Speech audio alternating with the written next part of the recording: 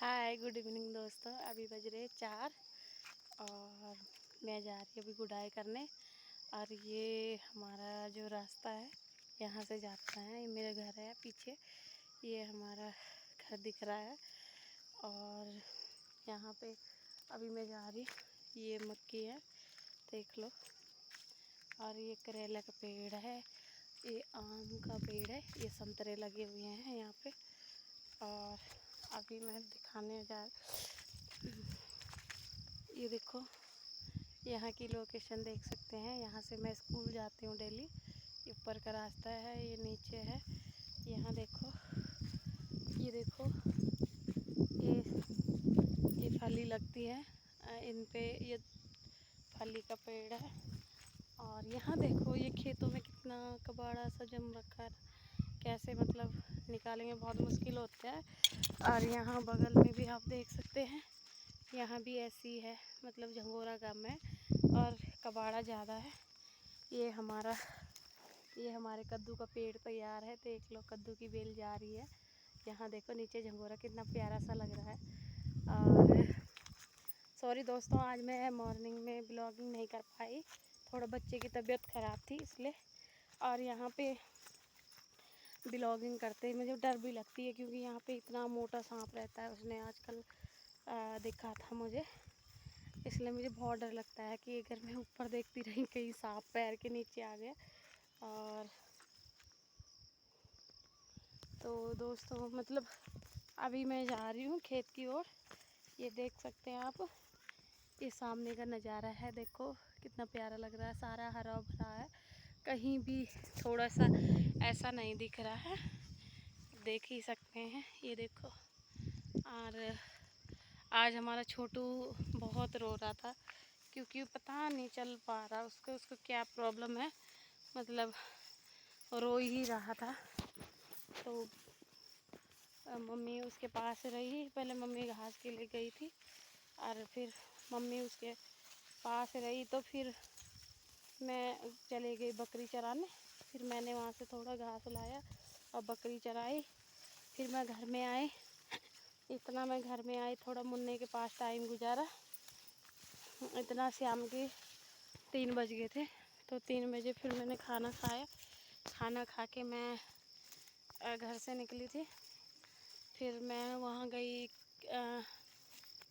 खेत में, मच्छर लड़ रहे हैं सर पे, मच्छर बहुत है आजकल, क्योंकि सर्दियों में होते ही हैं और बारिश के मौसम में ज़्यादा दिखते हैं मच्छर। और मच्छर बहुत, मुझे पता नहीं क्यों मुझे बहुत ज़्यादा लड़ते हैं, हाथ पे भी खा रखा है बहुत ज़्यादा। और तब मैं आई, मैंने कहा चल मैं आज सही टाइम से खेत में गुड़ाई करूँगी, थोड़ा और ज़्यादा हो जाएगा। और आज हमारी आंगनबाड़ी की वो थी मीटिंग थी, मतलब एक वो थी फॉरवर्ड पार्टी बोलते हैं जिसे, मतलब पार्टी थी रखी हुई है। हमारी जो मैडम है वो रिटायर हो रही है, उनकी 60 साल उम्र हो गई, तो उन्होंने एक पार्टी रखी थी वहाँ पे हमारे कंडीशॉर्ट ब्लॉक में। तो इस चक्कर में आज मैं घर पे ही रही। और हमने कल, मेरे साथ जो कार्यकर्ती हैं उन्होंने और मैंने कल बच्चों को कह दिया था उनके पेरेंट्स से कि बच्चों को कल मत लाना, क्योंकि कल हमें आज जाना था मैडम की उसमें पार्टी में। तो आज किसी तरह उन्होंने कैंसिल कर दिया।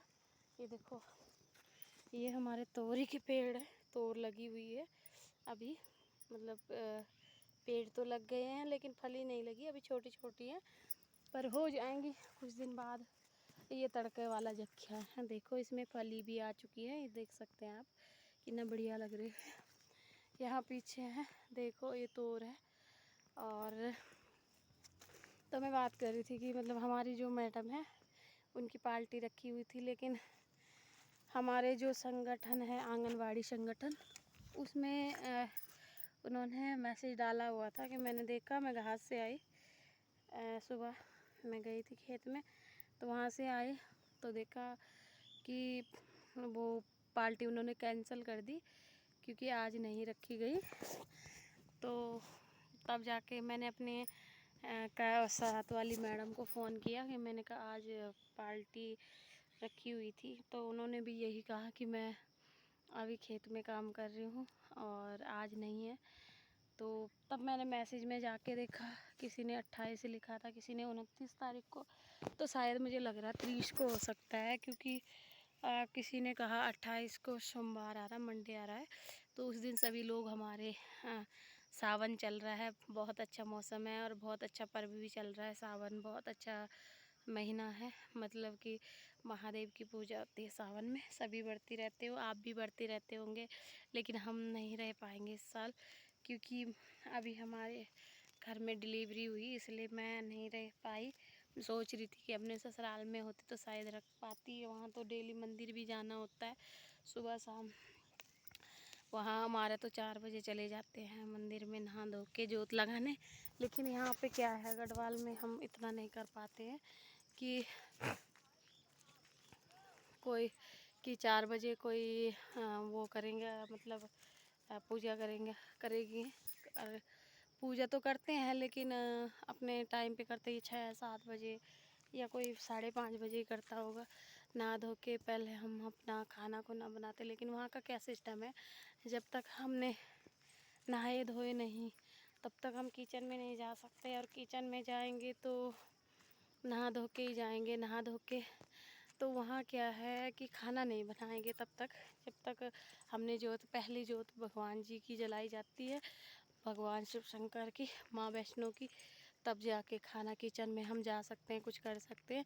नहीं तो ऐसे खाना नहीं बनाते हैं कि मतलब हम नहा नहा धो लिए और हम खाना बनाएंगे फिर जोत जलाने, ऐसा नहीं करते हैं।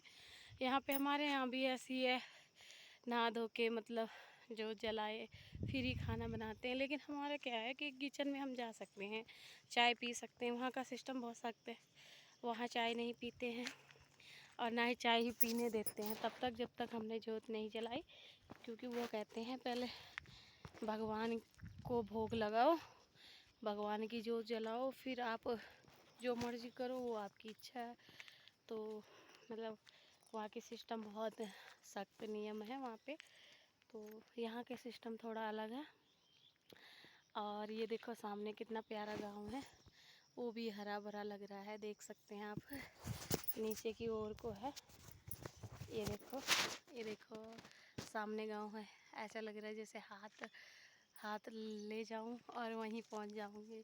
सामने का गांव है, ये सामने खेत है, नीचे देख सकते हैं आप। कभी कभी इन खेतों में बहुत बड़ा टाइगर भी रहता है, यहाँ पे मतलब बाघ आता रहता है बार बार।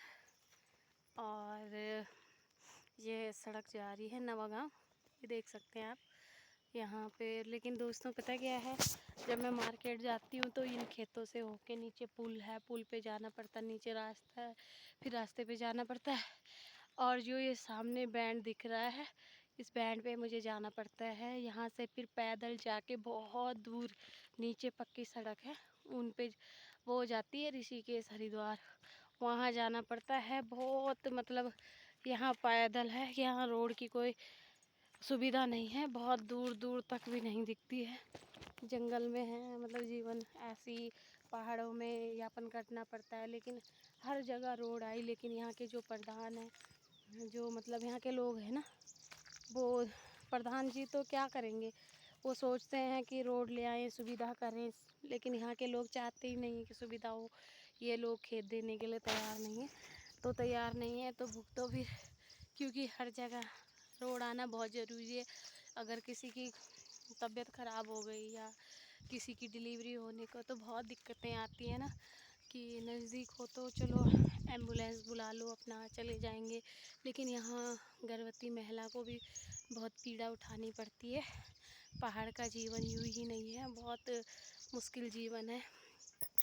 शहरों में देखो बिना सुविधा के कहीं भी अगर 2 किलोमीटर भी है तो वहाँ भी पैदल नहीं जाते, 2 किलोमीटर क्या 5 मिनट का रास्ता है, वहाँ भी बिना स्कूटी का आदमी नहीं जाता है।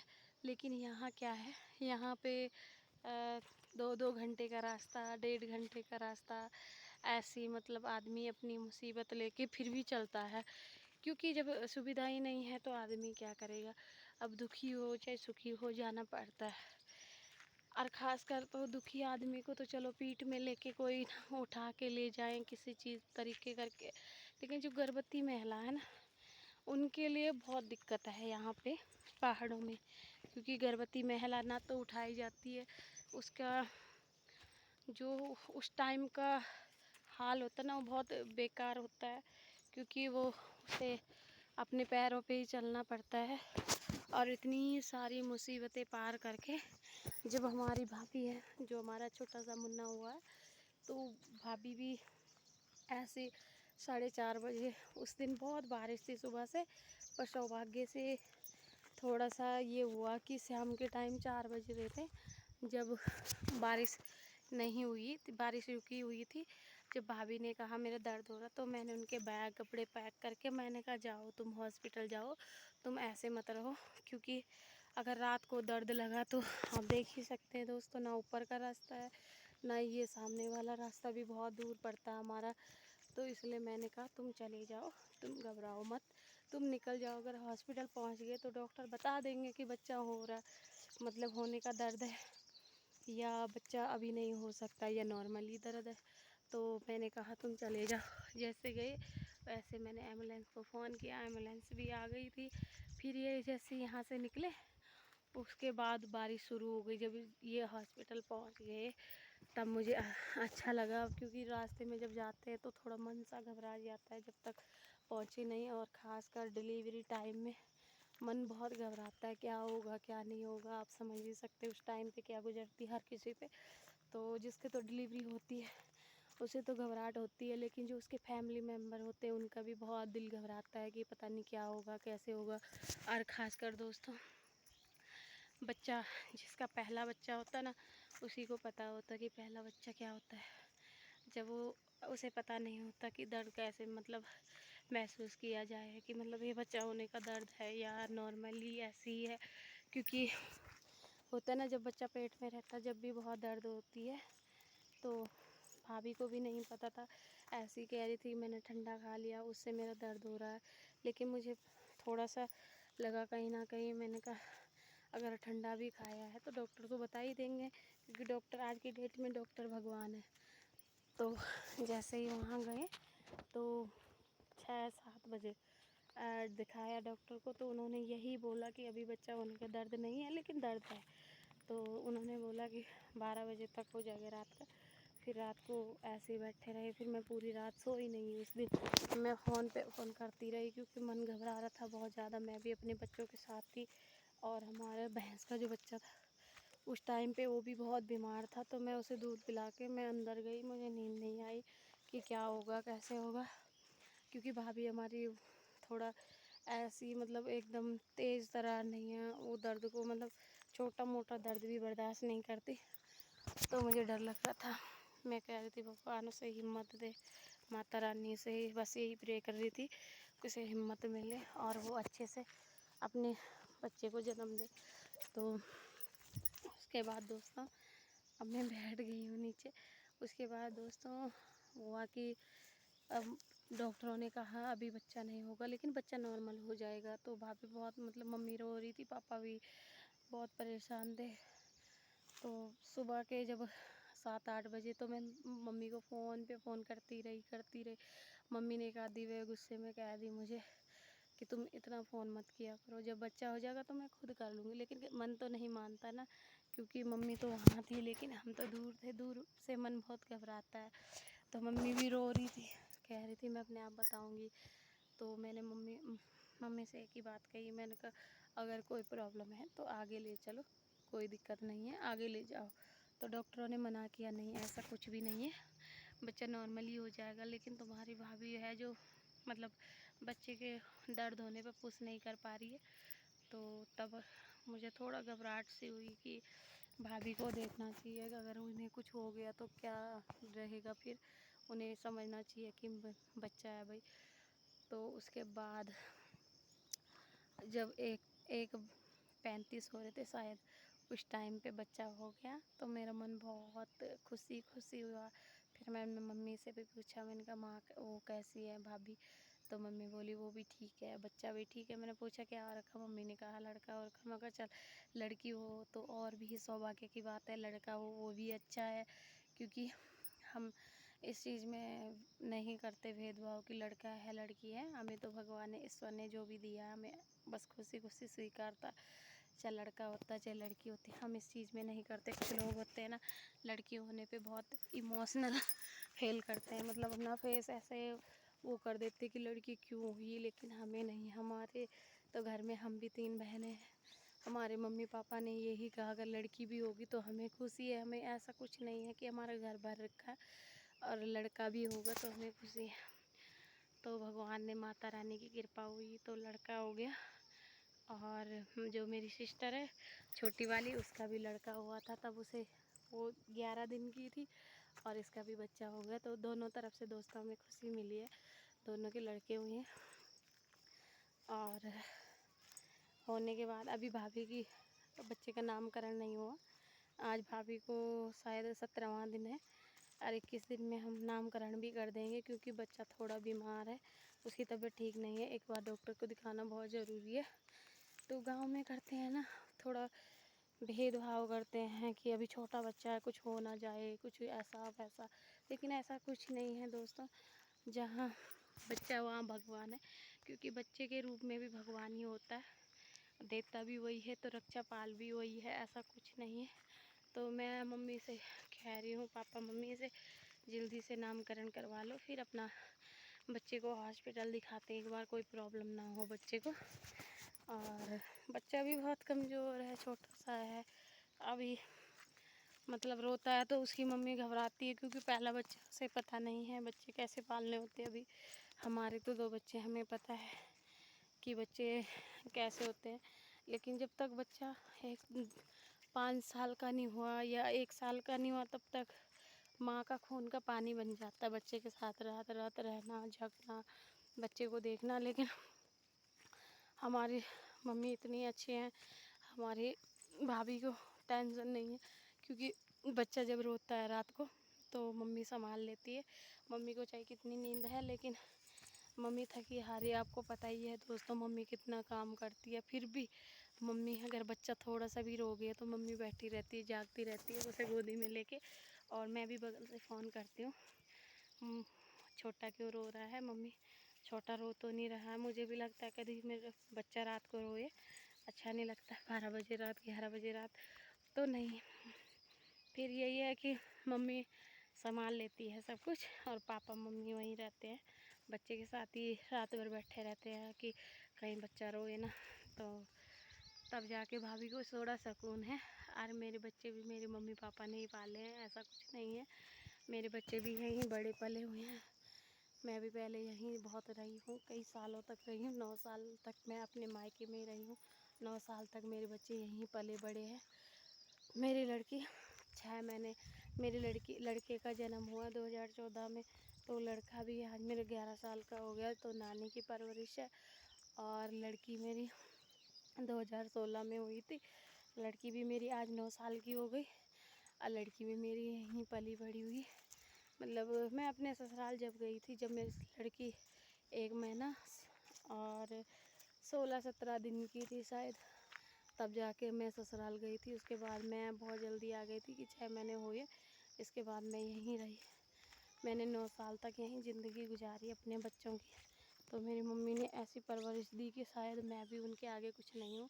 मेरी मम्मी बहुत अच्छी है, बच्चों को इतना प्यार करती है, बहुत ज़्यादा, कि शायद हम माँ भी कम पड़े हैं, इतना प्यार करती है बच्चों से। तो तब जाके मेरे बच्चे आज इतने बड़े हैं, तो ये मेरी मम्मी पापा की बदौलत है।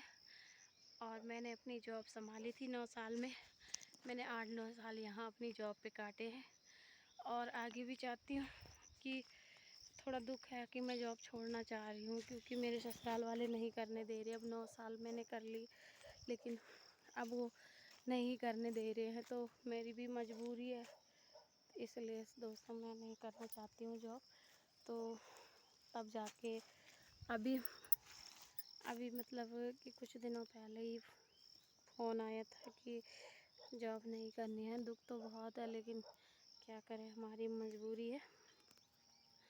अब बच्चों का भविष्य भी तो है, बच्चे मतलब प्राइवेट में पढ़ेंगे लिखेंगे, सब दुनिया सब जा रही है शहरों में। अब मेरी तो ससुराली शहर में है, इसलिए सोचती हूँ कि बच्चे मतलब शहर में पढ़ेंगे तो कुछ सीखेंगे।